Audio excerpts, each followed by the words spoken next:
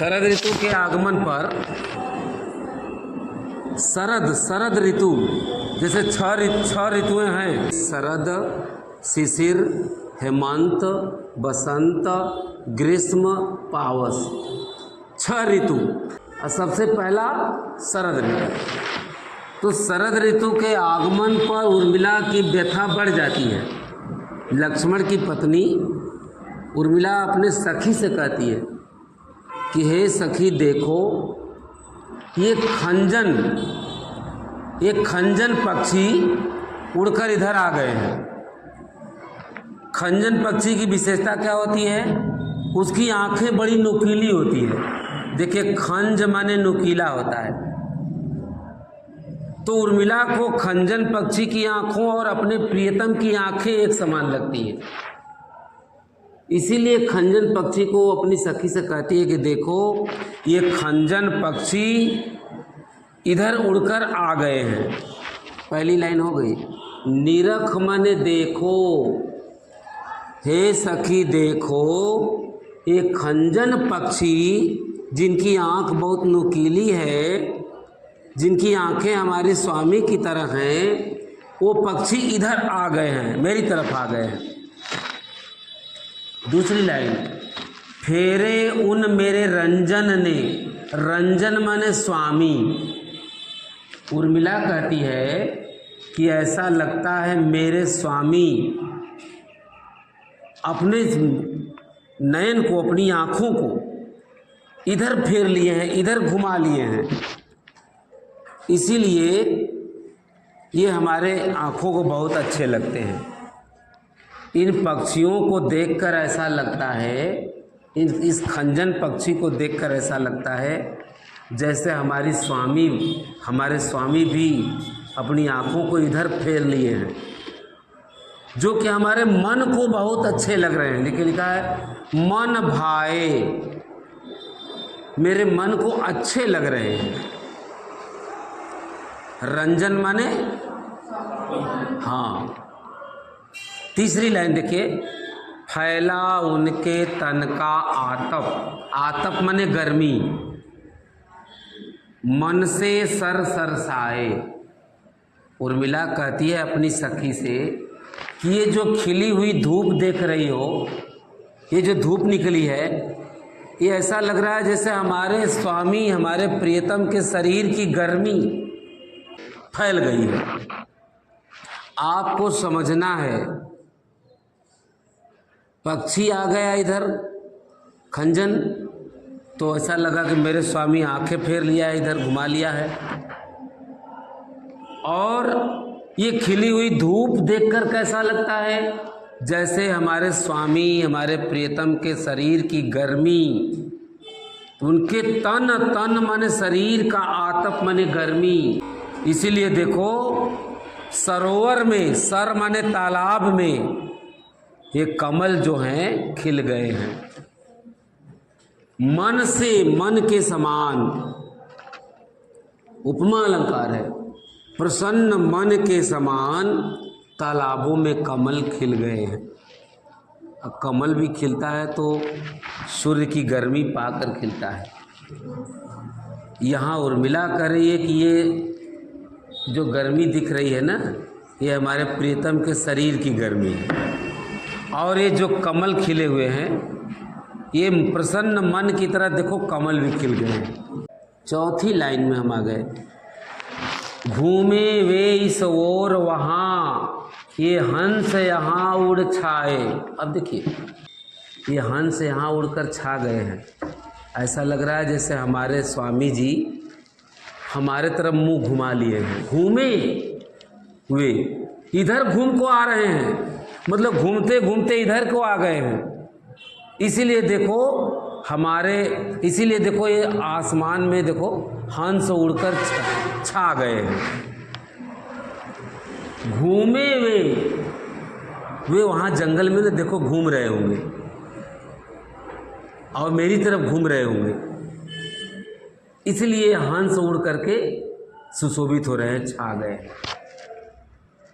करके ध्यान आज इस जन का निश्चय वे मुस्काए। उर्मिला कहती है इस जन का, माने इस उर्मिला का आज हमारे स्वामी जी ध्यान किए होंगे और मुस्कुराए होंगे। आज निश्चित रूप से इस उर्मिला का वो ध्यान करके मुस्कुराए होंगे। तभी देखो फूल उठे हैं कमल, वहाँ वो मुस्कुराए होंगे, तभी देखो यहाँ कमल खिल गए हैं।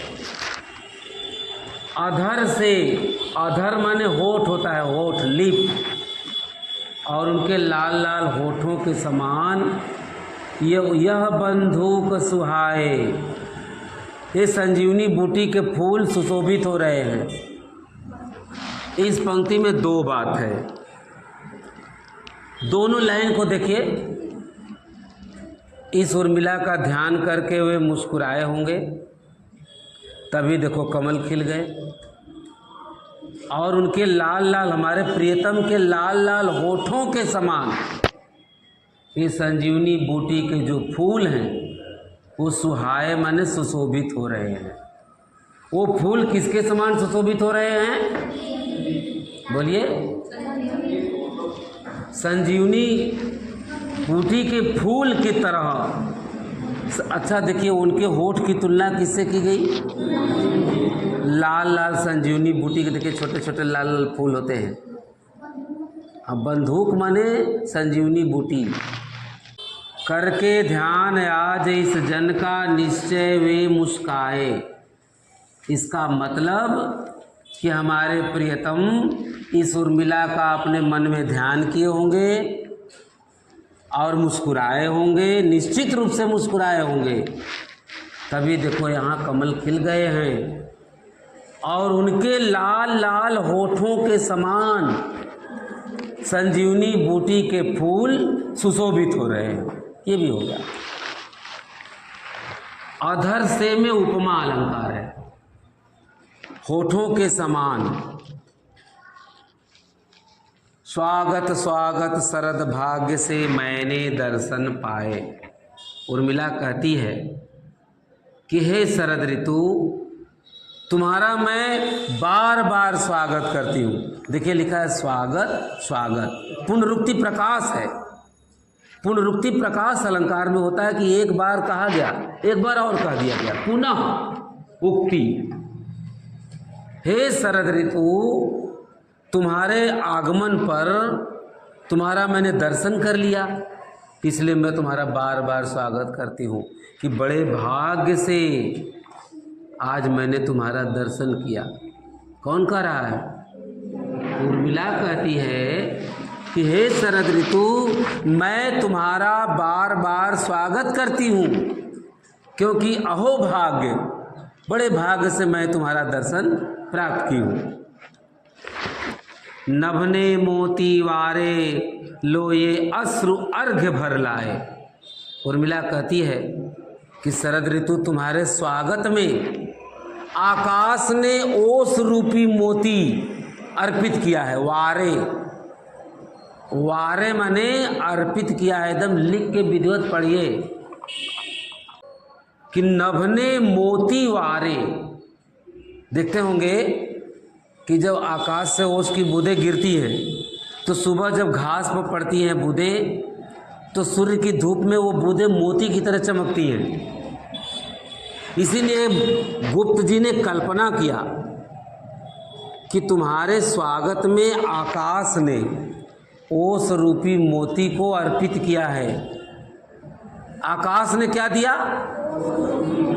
लेकिन उर्मिला करिए, मैं क्या दे रहा हूँ? लो ये अश्रु अर्घ्य भर लाए। मेरे पास तो कोई मोती है नहीं, ये मेरे आंसू बह रहे हैं। इन्हीं आंसुओं को मैं अर्घ में भर करके, अपनी अंजलियों में भर के मैं तुम्हें दे रही हूँ, इसी को ले लो। मैं आंसू रूपी जो मोती हमारे हैं, मैं उन्हीं को अपनी अंजलि में भर करके मैं तुम्हें दे रही हूँ। मेरे पास मेरे आंसू ये रात दिन बहते हैं, इन्हीं को मैं अंजलि में भर के, अर्घ्य में भर के तुम्हें दे रही हूँ। अब हम ऊपर से लाइन से देखते हैं, प्रत्येक पंक्ति को हम सुनेंगे, सभी लोग सुनेंगे। उर्मिला अपनी सखी से कहती है कि हे सखी देखो, खंजन पक्षी उड़ करके इधर आ गए हैं। ऐसा लगता है मेरे स्वामी ने अपनी आंखें इधर घुमा लिया है, इसीलिए देखो ये हमारे मन को बहुत अच्छे लग रहे हैं। ये जो खिली हुई धूप है उसे देखकर ऐसा लगता है जैसे हमारे प्रियतम के शरीर की गर्मी चारों तरफ फैल गई है और प्रसन्न मन के समान तालाब में कमल खिल गए हैं। उर्मिला कहती है वो निश्चित रूप से घूमे होंगे, वहाँ घूम रहे होंगे, तभी ये हंस उड़कर यहाँ आके छा गए हैं। हंस क्यों छा गए हैं? वहाँ वो घूमे होंगे, वहाँ वो घूम रहे होंगे, तभी देखो यहाँ ये हंस उड़ करके छा गए। करके ध्यान आज इस जन का, आज इस उर्मिला का वो ध्यान किए होंगे और मुस्कुराए होंगे, तभी ये कमल खिल गए हैं और उनके लाल लाल होठों के समान संजीवनी बूटी के फूल सुशोभित हो रहे हैं। हे शरद ऋतु, मैं तुम्हारा बार बार स्वागत करती हूँ, क्योंकि बड़े भाग्य से आज मैंने तुम्हारा दर्शन प्राप्त किया है। तुम्हारे स्वागत में आकाश ने ओस रूपी मोतियों को अर्पित किया है। वारे, वारे माने अर्पित किया है। और लेकिन मैं अपने आंसुओं को अर्घ में, अंजलि में भरकर तुम्हें देने के लिए मैं लाई हूँ। इसे ले लो। देखिए खड़ी बोली में ये जो गुप्त जी ने लिखा है, इसकी भाषा शुद्ध साहित्यिक खड़ी बोली है और इसमें शैली प्रबंध शैली है। साकेत का है ना, जैसे आपको पता है साकेत में 12 सर्ग हैं। साकेत एक महाकाव्य है जिसे मैथिली शरण गुप्त ने लिखा है और साकेत अयोध्या का नाम है, ये भी पता है आपको। और इसमें शैली प्रबंध शैली है, भाषा खड़ी बोली है और अलंकार में उपमा भी है, पुनरुक्ति प्रकाश भी है, अनुप्रास भी है, वियोग श्रृंगार। समझ रहे हैं कि नहीं? इस तरह से आप इसको बार बार जब सुनेंगे तो आपको आ जाएगा। अब थोड़ा सा रिपीट करिए, 1-2 पंक्ति।